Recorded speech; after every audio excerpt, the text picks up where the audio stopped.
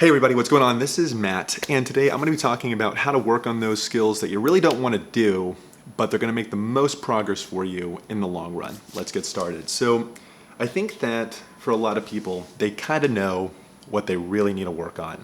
Maybe it's grammar. Maybe they need to improve their speaking or listening, but they just don't want to do it for whatever reason. Maybe they're not motivated, it's not fun, it's challenging.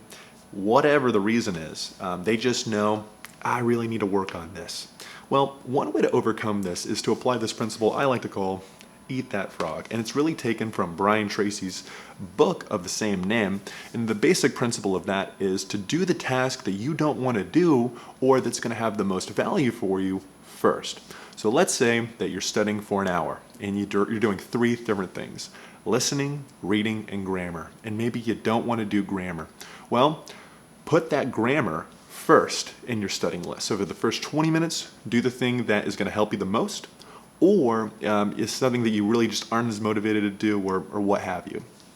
And this is going to accomplish a couple of things. So number one, it's helping to, in the long run, build this habit of not making it this just bad task, this not motivating task. You're really wiping away that barrier initially.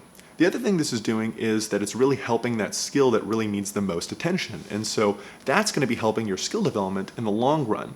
You know, and the thing about putting it first that's really useful is that you're probably the most motivated at the very beginning.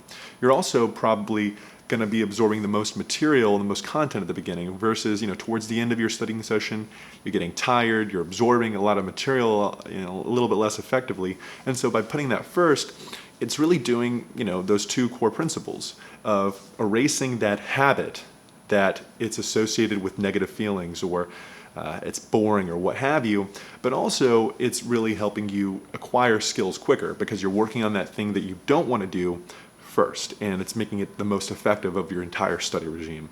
And over the long run, that's really going to help you. Remember, we want to optimize things in the long run, and by doing these tasks daily or weekly or whatever your study schedule is, consistently over time, it's just going to make you, it's going to accelerate your progress. You're going to have quicker progress. You're going to have more fun with the language quicker.